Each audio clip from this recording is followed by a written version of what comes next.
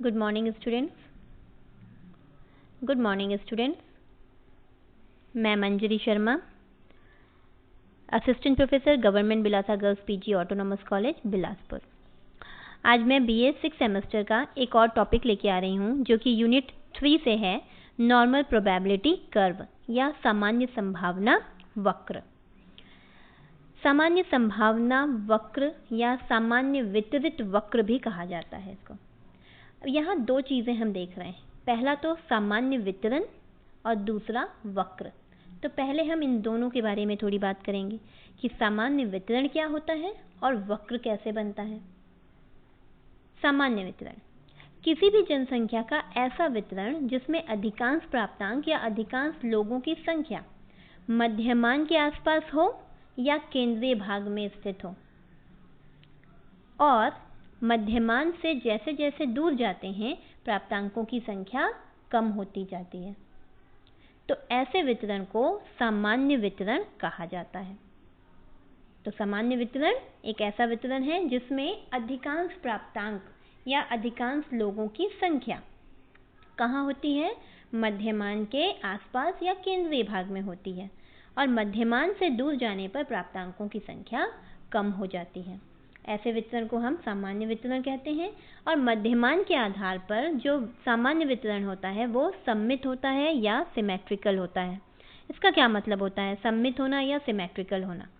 इसका मतलब ये है कि अगर हम मध्यमान से एक सिमेट्रिकल लाइन खींचें तो वो लाइन उस जनसंख्या वितरण को दो बराबर भागों में, दो समान भागों में विभाजित कर देगी। मध्यमान से अगर एक सिमेट्रिकल लाइन खींची जाए तो वो लाइन जनसंख्या वितरण को दो बराबर भागों में बांट देगी। इसका मतलब है कि मध्यमान का एक भाग, मध्यमान के एक तरफ का भाग में 50% जनसंख्या और मध्यमान के दूसरे तरफ के दूसरे भाग में 50% जनसंख्या होगी, दोनों समान होंगे। इस क्वालिटी को कहा जाता है सममिति। तो सामान्य वितरण जो होता है वो मध्यमान के आधार पर सिमेट्रिकल होता है या सममित होता है। यह हम देख लिए कि सामान्य वितरण क्या होता है। सामान्य भाषा में अगर बोले तो सामान्य वितरण एक ऐसा वितरण है जिसमें अधिकांश लोगों की संख्या या अधिकांश प्राप्तांक मध्यमान या केंद्रीय भाग के आसपास होते हैं। ठीक, अब अगर हम एक क्लास का एग्जाम्पल लें, एक क्लास में बहुत सारे बच्चे होते हैं। मान लो एक क्लास है, उसमें 100 बच्चे हैं, 100 बच्चे हैं। उन 100 बच्चों में से 75% बच्चे ऐसे होते हैं जिनको हम कहते हैं कि ये औसत बुद्धि के हैं या एवरेज इंटेलिजेंस के हैं, और उनमें से बहुत कम बच्चे, लगभग 10 से 15 या 10 से 12 बच्चे ऐसे होते हैं जिनको हम कहते हैं कि ये बच्चे एक्स्ट्रा ऑर्डिनरी हैं या ये बहुत होशियार हैं, इंटेलिजेंस इनका बहुत अच्छा है। उसी तरह से 10 से 12 या 15 बच्चे ही ऐसे होते हैं जो औसत से भी कम बुद्धि के होते हैं, डल जिनको कहा जाता है।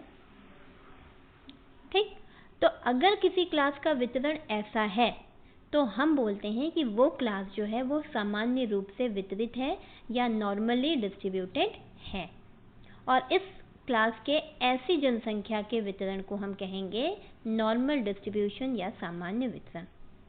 अब बात आती है वक्र की या कर्व की। वक्र या कर्व क्या होता है? देखो, जब भी हम कोई साइकोलॉजिकल टेस्ट करते हैं या कोई रिसर्च करते हैं तो किसी जनसंख्या पे हम करते हैं। अब एक जनसंख्या, एक जगह की कोई जनसंख्या जो है वो 10,000, 20,000 कितनी भी हो सकती है। तो हम अपना साइकोलॉजिकल टेस्ट पूरी जनसंख्या पे तो कर नहीं सकते, तो हम क्या करते हैं, हम उस जनसंख्या से कुछ व्यक्तियों का चयन कर लेते हैं। ऐसे व्यक्तियों का चयन करते हैं जिनमें उस जनसंख्या की अधिकांश विशेषताएं सम्मिलित हों। तो ऐसे व्यक्तियों को कहा जाता है रिप्रेजेंटेटिव, जो उस पूरी जनसंख्या का, उस पूरी पॉपुलेशन का क्या कर रहे हैं, रिप्रेजेंटेशन कर रहे हैं। उन चयनित व्यक्तियों को फिर हम कहते हैं सैंपल। जैसे यहाँ पे एक एग्जाम्पल दिया है, इस एग्जाम्पल में 1000 लोगों की पॉपुलेशन है, उस पर हमको IQ के स्टडी करनी है। ठीक, तो हमने क्या किया, सैंपल कितना ले लिया, 1000 में से कितने व्यक्तियों का चयन किया, 55 व्यक्तियों का चयन किया।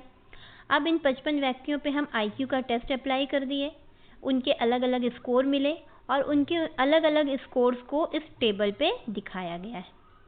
यहाँ जो स्कोर दिखाया गया है वो ग्रुप्ड डेटा है, मतलब समूहित आंकड़े क्लास इंटरवल के फॉर्म में या वर्गांतर के फॉर्म में दिखाया गया है। ये जो फर्स्ट कॉलम है,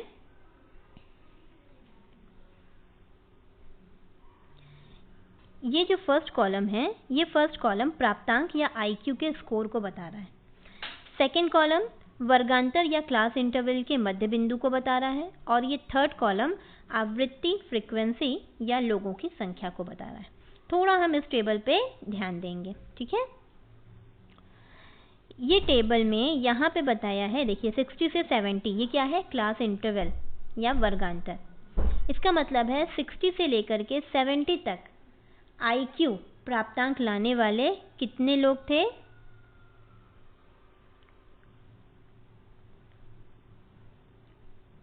5।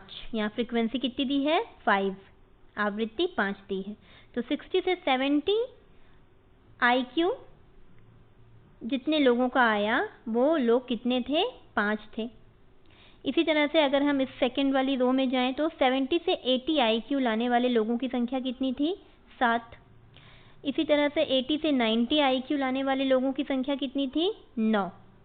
तो ये आवृत्ति लोगों की संख्या को बता रहा है। ये प्राप्तांक जो है इधर वाला वो बता रहा है कि लोगों को कितने स्कोर्स मिले, उसको क्लास इंटरवल के फॉर्म में बता रहा है कि 60 IQ से 70 IQ, 70 IQ से 80 IQ, ठीक है। अब ये आया बीच वाला कॉलम, मिड पॉइंट या मध्य बिंदु। ये मध्य बिंदु या मिड पॉइंट जो है वो क्लास इंटरवल के मध्य बिंदु को बता रहा है। जैसे पहला नीचे वाला कॉलम रो देखेंगे 60 से 70, तो इसका मध्य बिंदु हो जाएगा 60 + 70/2, कितना, 65। तो इस तरह से हमको ये टेबल मिला जिसमें ये सारे आंकड़े जो हैं वो दिए हुए हैं। पहला प्राप्तांक या IQ, दूसरा मध्य बिंदु और तीसरा आवृत्ति। अब इन तीनों के आधार पर हम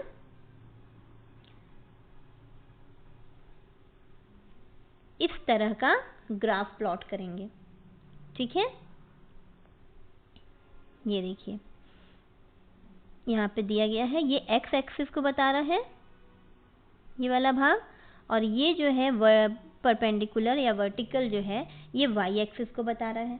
ग्राफिकल रिप्रेजेंटेशन हम पहले के चैप्टर्स में पढ़ चुके हैं, इसको हम डिटेल में नहीं पढ़ेंगे, ठीक है। यहाँ पे जो है, यहाँ पे हम x एक्सिस में IQ के प्राप्तांक को डिफाइन कर रहे हैं, रिप्रेजेंट कर रहे हैं, और y एक्सिस में हम आवृत्ति या फ्रीक्वेंसी को प्रदर्शित करते हैं। इस ग्राफ में हमने 2 प्रकार का ग्राफ बनाया है, पहला हिस्टोग्राम और दूसरा फ्रीक्वेंसी पॉलीगॉन। हिस्टोग्राम हम सब जानते हैं, हिस्टोग्राम में हम क्लास इंटरवल पे फ्रीक्वेंसी या आवृत्ति को प्रदर्शित करते हैं, और फ्रीक्वेंसी पॉलीगॉन में हम क्लास इंटरवल के मध्य बिंदु पे फ्रीक्वेंसी या आवृत्ति को ग्राफ में प्लॉट करते हैं या प्रदर्शित करते हैं। ये तीनों ही चीज़ें हमारे टेबल में दी गई हैं, उनका इस्तेमाल करते हुए हम ग्राफ प्लॉट कर लेंगे। जब हम ग्राफ प्लॉट करते हैं तो हमको इस तरह का एक फिगर मिलता है जो यहाँ दिखाया गया है। इस तरह से जो आकृति बनती है ग्राफ बनाने के बाद, ठीक है, ग्राफ बनाने के बाद जो हमारा ग्राफ या फिगर बनता है, इसी को हम कहते हैं वक्र या कर्व, ठीक है। तो हम वक्र या कर्व किसको कहते हैं, किसी जनसंख्या वितरण से प्राप्त आंकड़ों का ग्राफीय रिप्रेजेंटेशन या ग्राफीय निरूपण करने से बनने वाली आकृति या ग्राफ को वक्र या कर्व कहा जाता है। अब हमारे पास ये समस्या आई कि ये जो वक्र बना ये सामान्य संभावना वक्र है या नहीं, क्योंकि हमारा टॉपिक क्या है, नॉर्मल प्रोबेबिलिटी कर्व या सामान्य संभावना वक्र। अब ये सामान्य संभावना वक्र है या नहीं, ये देखने के लिए हमको ये जानना पड़ेगा कि सामान्य संभावना वक्र क्या होता है और उसकी विशेषताएं क्या क्या हैं। तो आइए देखते हैं कि सामान्य संभावना वक्र क्या होता है। यहाँ ये जो फिगर दिख रहा है, ये फिगर है नॉर्मल प्रोबेबिलिटी कर्व। ये कर्व एक सामान्य संभावना कर्व है, ठीक है। ये कर्व जो दिखाया जा रहा है, इस कर्व में जनसंख्या सामान्य रूप से वितरित है, जो हम पहले पढ़ चुके हैं। देखिए कर्व से समझ में आ रहा है कि अधिकांश लोग कहाँ हैं, वक्र के बीच वाले भाग में, यहाँ है मध्यमान है ये मध्यमान, और अधिकांश प्राप्तांक या अधिकांश लोगों की संख्या मध्यमान के आसपास है यहाँ। और हम बताए थे सामान्य वितरण की परिभाषा में कि हम जैसे जैसे मध्यमान से दूर जाते हैं, इधर दूर जा रहे हैं और इधर भी दूर जा रहे हैं, प्राप्तांकों की संख्या कम होती जाती है। देखिए कम होती जा रही है, वक्र पतला होता जा रहा है और प्राप्तांकों की संख्या कम होती जा रही है। ठीक है, ये हो गया मध्यमान, और मध्यमान के आसपास प्राप्तांकों की संख्या सबसे ज़्यादा है, और हम जैसे जैसे मध्यमान से दूर जाते हैं वैसे वैसे प्राप्तांकों की संख्या कम होती जा रही है। इसका मतलब है ये वक्र या ये कर्व जो है वो सामान्य रूप से वितरित जनसंख्या पे बनाया गया है। तो इस तरह से सामान्य वितरित जनसंख्या पे बनाए गए घंटाकार वक्र को सामान्य संभावना वक्र कहते हैं। ये वक्र हमको बेल शेप्ड दिख रहा है, घंटे के आकार का। ठीक है, तो सामान्य वितरित जनसंख्या पे बने घंटाकार वक्र को सामान्य संभावना वक्र कहते हैं। इस वक्र में मध्य में सबसे ज़्यादा प्राप्तांक एकत्रित होते हैं तथा मध्यमान से जैसे जैसे हम दाएं ओर और बाएं ओर जाते हैं प्राप्तांकों की संख्या कम होती जाती है और वक्र पतला होता जाता है, और अंतिम छोर पे यहाँ पे सबसे कम प्राप्तांक होते हैं। मध्यमान से दाएं या बाएं जाने पर प्राप्तांकों की संख्या कम होती जाती है, वक्र पतला होता जाता है और अंतिम छोर पे यहाँ पे सबसे कम प्राप्तांक एकत्रित होते हैं, और सबसे ज़्यादा प्राप्तांक मध्यमान के आसपास या सेंटर भाग में एकत्रित होते हैं। तो इस तरह की जनसंख्या वितरण को सामान्य वितरण और इस पर बने घंटाकार वक्र को सामान्य संभावना वक्र कहते हैं। इस वक्र को सबसे पहले गॉसियन ने बताया था, इसीलिए इसको गॉसियन कर्व भी कहा जाता है। अब हम देखेंगे इस वक्र की कुछ सामान्य विशेषताएं, क्या क्या विशेषताएं होती हैं इस वक्र में। सबसे पहली विशेषता ये होती है कि ये, अच्छा विशेषताएं देखने के पहले हम इसमें कुछ और चीज़ें देखेंगे। ठीक है, ये जो कर्व है, इस कर्व की ये जो रेखा है इसको हम कहते हैं आधार रेखा। ठीक है, आधार रेखा से जब हम दाएं जाते हैं तो ये धनात्मक दिशा को बताता है, पॉजिटिव डायरेक्शन को बताता है, और आधार रेखा से जब हम आधार रेखा के बाईं ओर जाते हैं, ठीक है, मध्यमान से जब बाईं ओर जाते हैं तो ये ऋणात्मक दिशा को या नेगेटिव डायरेक्शन को बताता है। ये आधार रेखा पे ये वाला जो बिंदु है ये हो गया इसका मध्यमान,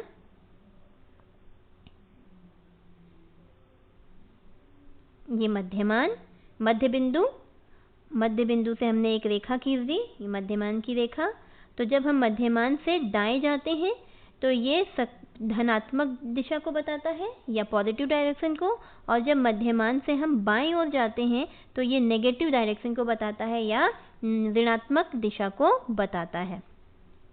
देखो यहाँ पे एक और चीज़ देखने वाली है कि यहाँ जब हम राइट साइड देख रहे हैं तो यहाँ +1 सिग्मा, +2 सिग्मा और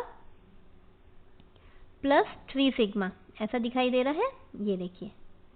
ठीक है, मतलब मध्यमान से राइट साइड जाने पे प्लस साइन हो रहा है, जो हम पहले ही बताए थे, ये पॉजिटिव डायरेक्शन को बताता है।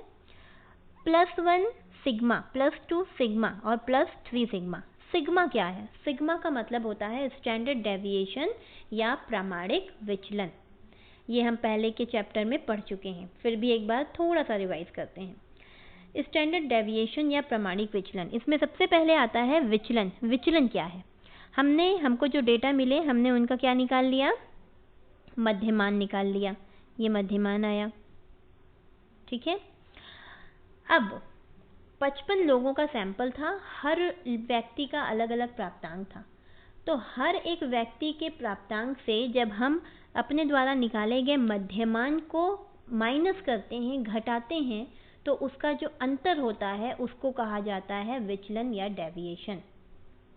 हर एक प्राप्तांक से इस मध्यमान को माइनस करने पे जो अंतर आता है उसको बोलते हैं विचलन या डेविएशन।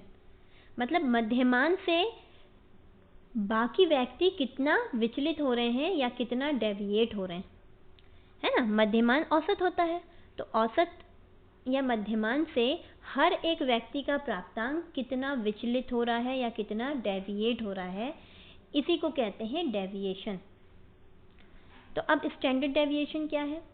हर एक प्राप्तांक का हम डेविएशन निकालते हैं, विचलन निकालते हैं, और उस विचलन को हम डी, स्मॉल डी से रिप्रेजेंट करते हैं।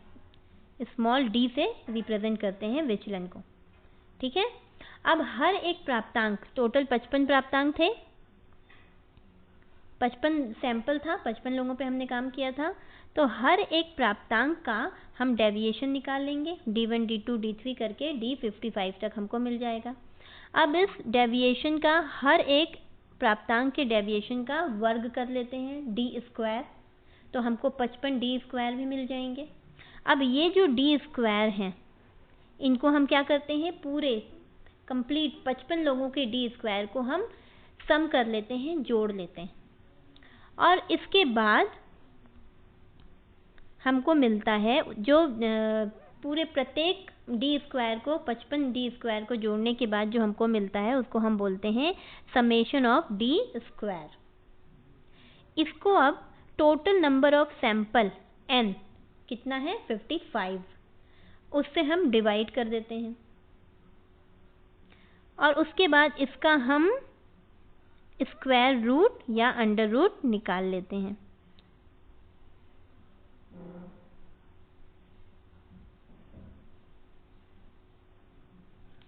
ये जो आता है, इसको सॉल्व करने के बाद जो हमको प्राप्त होता है उसको बोला जाता है स्टैंडर्ड डेविएशन, SD सिग्मा या प्रामाणिक विचलन। ये पूरा फॉर्मूला लगाने के बाद जो चीज़ हमको मिलती है उस प्राप्तांक को हम बोलते हैं प्रामाणिक विचलन, स्टैंडर्ड डेविएशन या सिग्मा, ठीक है। तो ये आधार रेखा हो गई, ये आधार रेखा का मध्य बिंदु, ये मध्य बिंदु पे रेखा, इसको मध्यमान बोलेंगे। मध्यमान के इधर जाएंगे तो ये प्लस या पॉजिटिव डायरेक्शन को बताएगा, लेफ्ट जाने पे ये माइनस या नेगेटिव डायरेक्शन को बताएगा। स्टैंडर्ड डेविएशन यहाँ पे +1 सिग्मा, प्लस यहाँ पे +1 सिग्मा, +2 सिग्मा, और ये +3 सिग्मा। वैसे ही जब लेफ्ट आते हैं तो माइनस साइन हो जाता है क्योंकि ये नेगेटिव डायरेक्शन है, तो ये है -1 सिग्मा, -2 सिग्मा, और ये -3 सिग्मा, -1 -2 -2 और -3। इसी तरह से +1 +2 और +3,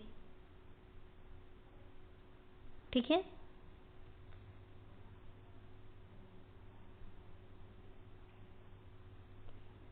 तो हम सिग्मा समझ गए,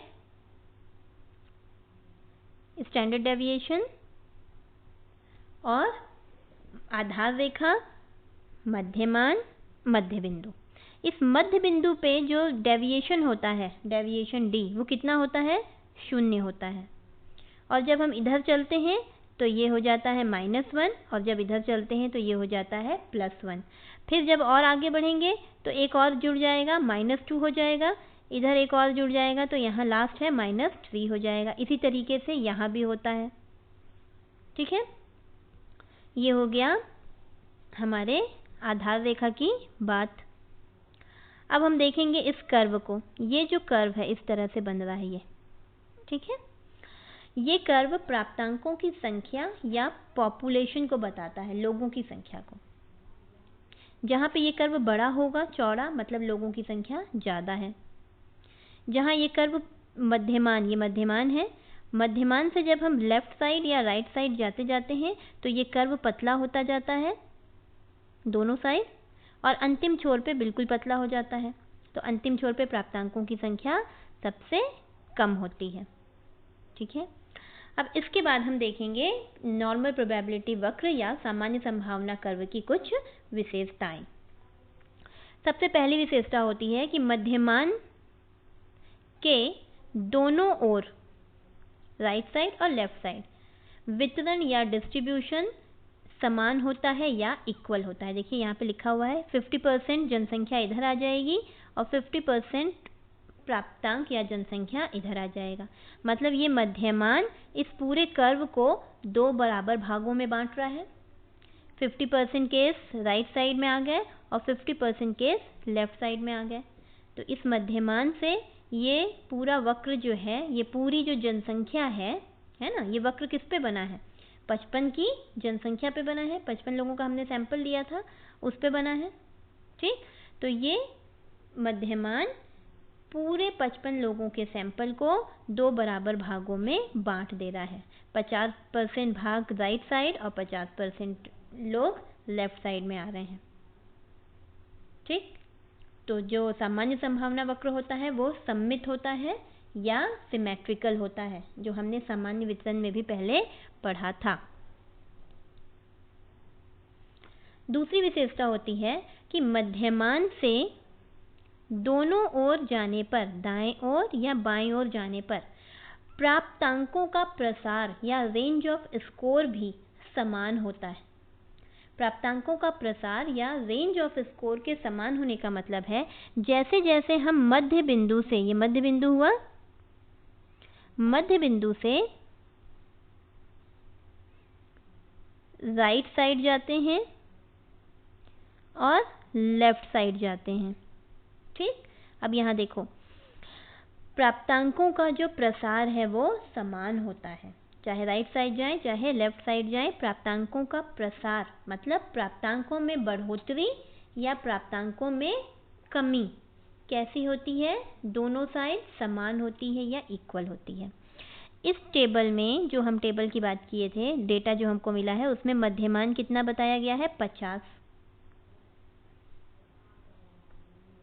ठीक, अब जैसे हम इधर जाएंगे राइट साइड, यहाँ देखो, यहाँ दिया हुआ है 60, 50 में से 60, 10 बढ़ गया, 60 के बाद इधर 70, 10 और बढ़ गया, 80, 10 और बढ़ गया।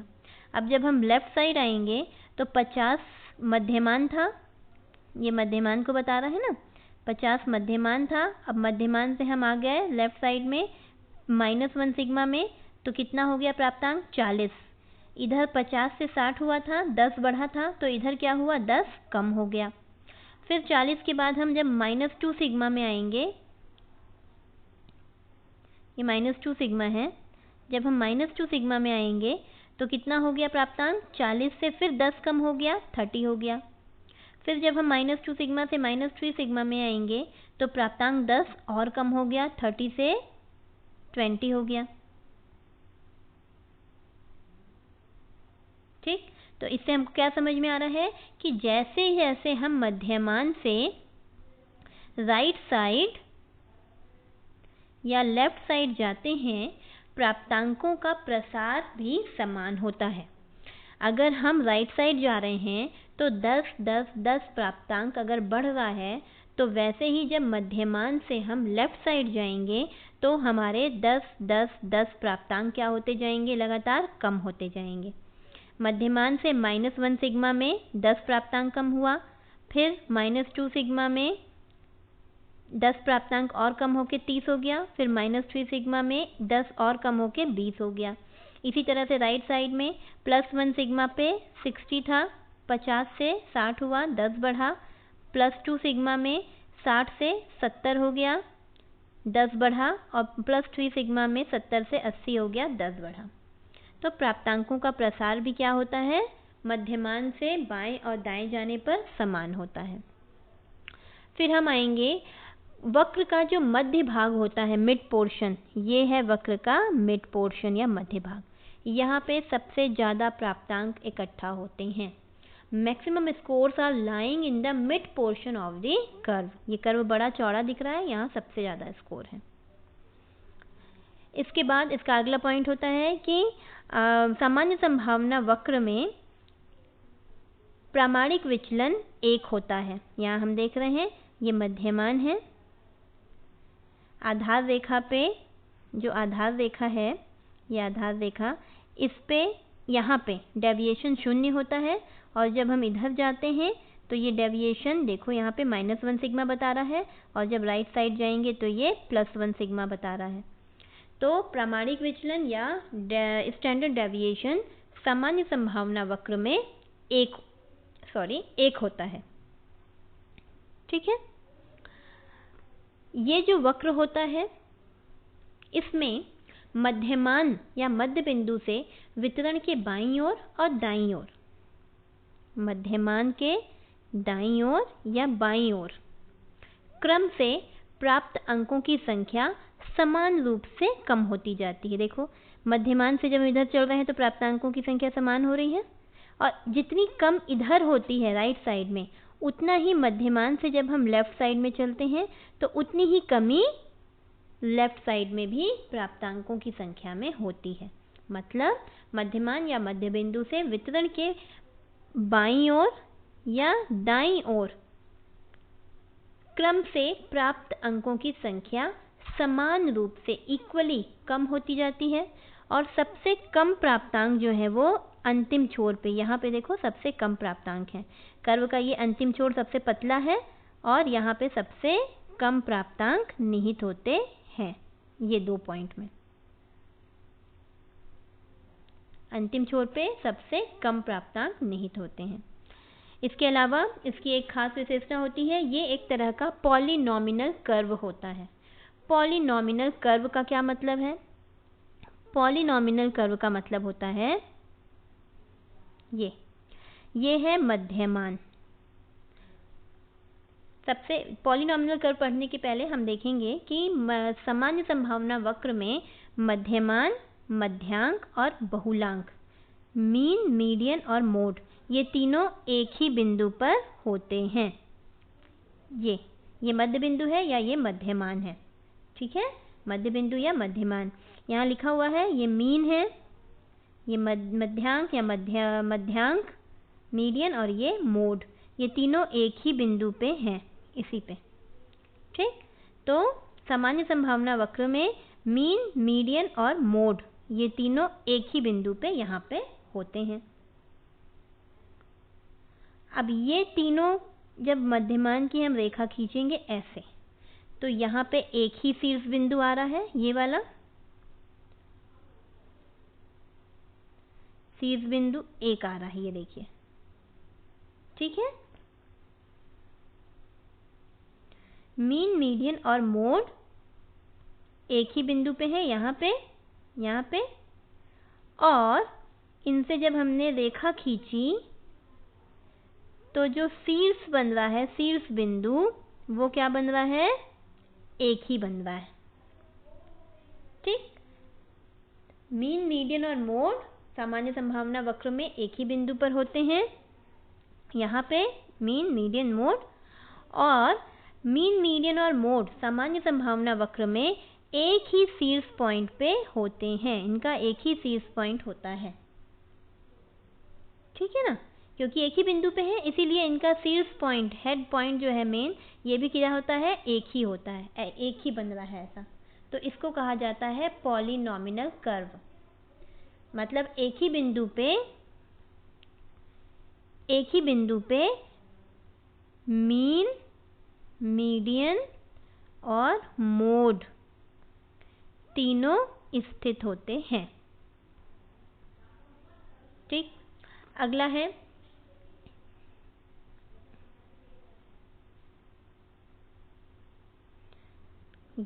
ये पॉलिनॉमिनल वक्र को दिखा रहा है। देखिए ये वाला पॉइंट, ये एक ही शीर्ष बिंदु है, एक ही हेड पॉइंट है, जिसमें मीन, मीडियन और मोड तीनों स्थित हैं इसी पॉइंट पे। इसीलिए इसको बोल रहे हैं एक ही हेड होता है, एक ही शीर्ष होता है। अगला इसकी विशेषता है, ये एक तरह का एसिम्प्टोटिक कर्व होता है।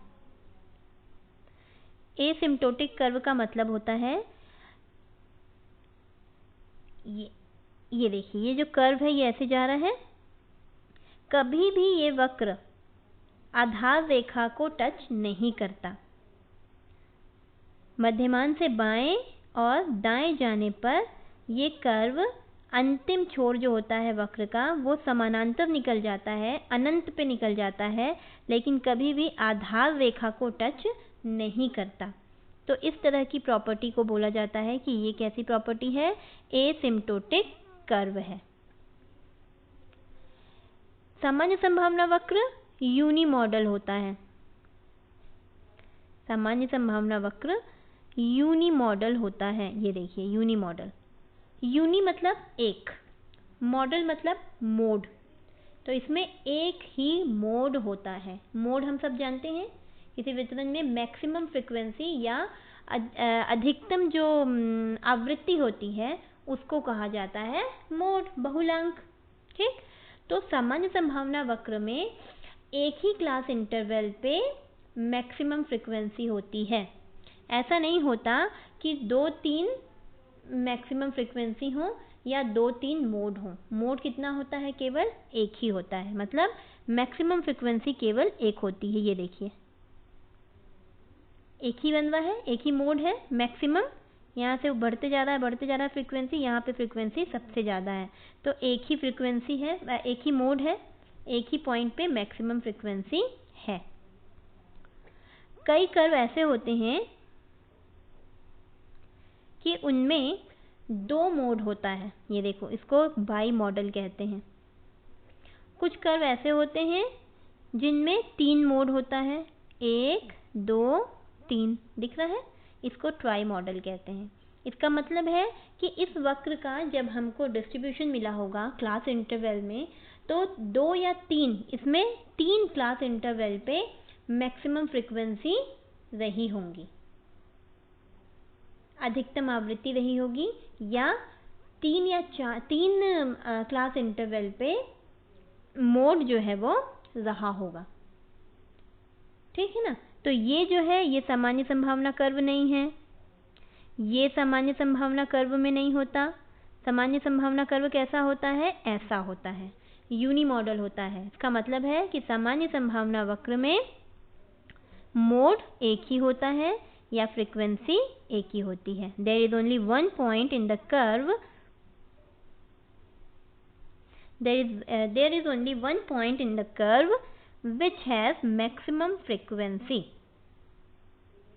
so that we call normal probability curve is a unimodal in nature. इसके बाद इसकी एक और बहुत ही महत्वपूर्ण विशेषता ये होती है कि ये जो वक्र होता है ये बाइलैटरल सिमेट्री दर्शाता है। बाइलैटरल सिमेट्री का मतलब होता है अगर हम मध्यमान से इस वक्र में एक रेखा खींचें, ये मध्यमान था, ये मध्य बिंदु था, इससे अगर हम एक रेखा खींचें तो ये रेखा इस पूरे वक्र को 2 बराबर भागों में बांट देगी। देखिए यहाँ 50% केस इस साइड में आ रहे हैं और 50% केस इस साइड में आ रहे हैं। ठीक, तो एक सममित लाइन होती है, इसमें सिर्फ एक ही सिमेट्रिकल लाइन होती है, एक ही सममित लाइन होती है, जिसके द्वारा इस कर्व को 2 बराबर या 2 समान भागों में बांटा जा सकता है। The 50% area lies to the left side and 50% to the right side on the maximum central ordinate. ये है मध्यमान में खींची गई सममित लाइन, इसको सममित लाइन या सिमेट्रिकल लाइन कहते हैं। इसके राइट साइड में 50% जनसंख्या आ जा रही है और लेफ्ट साइड में 50% जनसंख्या आ रही है। दोनों भाग जो हैं वो एक दूसरे के समान हैं, तो इसको कहा जाता है बाइलैटरल सिमेट्री। ये दोनों भाग, ये वाला भाग और ये वाला भाग, जो मध्यमान से 2 भाग विभाजित हो रहे हैं, तो ये वाला भाग और ये वाला भाग एक दूसरे की मिरर इमेज होते हैं। मिरर इमेज का मतलब है अगर हम ये वाले पूरे भाग को, जो ये वाला भाग है, ये वाला भाग इस वाले भाग को पूरी तरह से आपस में ढक लेता है। ठीक, तो इसको कहा जाता है, ये दोनों भाग एक दूसरे की मिरर इमेज होती हैं और इस तरह की सममिति को बाइलैटरल सिमेट्री कहते हैं, जिसमें केवल एक ही सिमेट्रिकल लाइन के द्वारा हम वक्र को दो बराबर भागों में बांट सकते हैं। तो सामान्य संभावना कर्व बाइलैटरल सिमेट्रिकल होता है। लेकिन कुछ चीज़ें ऐसी होती हैं जो क्वाड्रिलैटरल होती हैं। क्वाड्रिलैटरल का मतलब जैसे 8 है, 8 को अगर हम यहाँ से ऐसे सममित लाइन बनाएंगे, इसकी सिमेट्रिकल लाइन हुई या सममित लाइन हुई, जो इस पूरे 8 को, इस भाग को दो बराबर भागों में बांट रही है, वो ये रेखा है। इसको सममित लाइन या सिमेट्रिकल लाइन कहते हैं। देखो ये रेखा 8 को ऊपर वाला जो भाग है और नीचे वाला भाग दोनों बराबर हैं एक दूसरे के, और ये दोनों भाग एक दूसरे की मिरर इमेज हैं। ये दोनों एक दूसरे को आपस में पूरी तरह से कवर कर लेते हैं। तो एक लाइन हो गई हॉरिजॉन्टल, एक सिमेट्रिकल लाइन हो गई हॉरिजॉन्टल, जो इस 8 को दो बराबर भागों में बांट रही है। इसके अलावा ये 8 को अगर हम ऐसे करें, वर्टिकल लाइन बनाएं, सॉरी ये 8 बना, वर्टिकल लाइन से भी हम इसको राइट साइड वाला और लेफ्ट साइड वाला दो समान भागों में बट गया। ये अगर राइट साइड वाला जो भाग है उसको हम माइनस साइड वाले भाग पे ढकें, कवर करें, तो ये दोनों भाग एक दूसरे को पूरी तरह से कवर कर लेंगे। ठीक है, तो ये जो 8 है, 8, इसमें दो सिमेट्रिकल लाइन है, एक वर्टिकल सिमेट्रिकल लाइन और एक हॉरिजॉन्टल सिमेट्रिकल लाइन। इन दो लाइन के द्वारा इस 8 को हम दो बराबर भागों में बांट रहे हैं। तो इस तरह की सिमेट्री को हम बोलते हैं क्वाड्रिलैटरल सिमेट्री। तो सामान्य संभावना वक्र में केवल एक ही सममित लाइन होती है, जिसके द्वारा इस पूरे कर्व को दो बराबर भागों में बांटा जा सकता है, एक दायां भाग और एक बायां भाग। और ये दोनों भाग एक दूसरे की मिरर इमेज होते हैं। ये दोनों भाग एक दूसरे को पूरी तरह से ढक लेते हैं। दोनों भागों में प्राप्तांकों की संख्या बराबर होती है, दो समान भाग बन जाते हैं। ठीक, अब अगर हम चाहें कि हम इस कर्व को यहाँ से ऐसे दो बराबर भागों में बांटें या मिरर इमेज बनाएं, तो ये पॉसिबल है क्या? नहीं। इसका ये वाला भाग और ये वाला भाग दोनों अलग अलग हैं, समान नहीं है, इसीलिए ये गलत है। तो सामान्य संभावना वक्र में केवल एक ही सिमेट्रिकल लाइन होती है, ये, जिसके द्वारा इसको दो बराबर भागों में बांटा जा सकता है। इसके बाद इसकी विशेषता होती है, इसमें स्क्यूनेस या विषमता शून्य होती है। पहले हम बताएं कि अगर मध्यमान से एक रेखा खींचते हैं, ये मध्यमान था, ये मध्यमान था, इस मध्यमान से अगर बीच में एक सममित लाइन खींचते हैं, तो ये वाला भाग और ये वाला भाग, दो भाग आपस में समान होते हैं। तो जब दोनों भाग आपस में समान हैं, तो विषमता या स्क्यूनेस जो है वो क्या हो जाता है? शून्य हो जाता है, 0 हो जाता है। ठीक है, इस भाग में प्राप्तांकों की संख्या 50 होगी, तो इस भाग में भी प्राप्तांकों की संख्या कितनी होगी? 50 होगी। दोनों ही भाग एक दूसरे के बिल्कुल बराबर हैं, इसीलिए विषमता क्या हो गई? स्क्यूनेस शून्य हो गया। अगली विशेषता होती है कि ये सामान्य संभावना वक्र -3 स्टैंडर्ड डेविएशन से +3 स्टैंडर्ड डेविएशन तक फैला होता है। ये -3 स्टैंडर्ड डेविएशन है और ये +3 स्टैंडर्ड डेविएशन है। यहाँ से यहाँ तक फैला रहता है। ठीक है, सामान्य संभावना वक्र -3 सिग्मा से +3 सिग्मा तक फैला होता है। -3 और ये +3। इन्फ्लेक्शन इन कर्वेचर, वक्रता में परिवर्तन, ये भी इसकी एक बहुत बड़ी विशेषता है। वक्रता में परिवर्तन, ये देखिए यहाँ पे अगर हम देखें, ये जो है ये कॉन्वेक्स सरफेस को बता रहा है, और इस पॉइंट पे ये सरफेस क्या हो जा रही है? कॉन्केव हो जा रही है, उत्तल से अवतल हो जा रही है। तो वो पॉइंट, जिस पॉइंट पे कर्व उत्तल से अवतल होता है, वो पॉइंट वक्रता में परिवर्तन का पॉइंट होता है, इन्फ्लेक्शन इन कर्वेचर का। और वो कौन से पॉइंट पे वक्रता में परिवर्तन होता है? -1 सिग्मा पे, -1 सिग्मा या +1 सिग्मा पे। ठीक है, वक्रता में परिवर्तन या इन्फ्लेक्शन इन कर्वेचर का मतलब होता है कर्व का उत्तल से अवतल होना। ऐसे ही होता है कर्व, ऐसे बनता है, ऐसे ये। तो यहाँ से यहाँ तक उत्तल है, फिर इस पॉइंट पे वो क्या हो गया? अवतल हो गया। ये कौन सा पॉइंट होता है? 1 स्टैंडर्ड डेविएशन। ये 1 स्टैंडर्ड डेविएशन पे सामान्य संभावना वक्र में वक्रता में परिवर्तन या इन्फ्लेक्शन इन कर्वेचर होता है। एक सामान्य संभावना वक्र अपने आप में लगभग 10,000 केसेस को कवर करता है। यहाँ से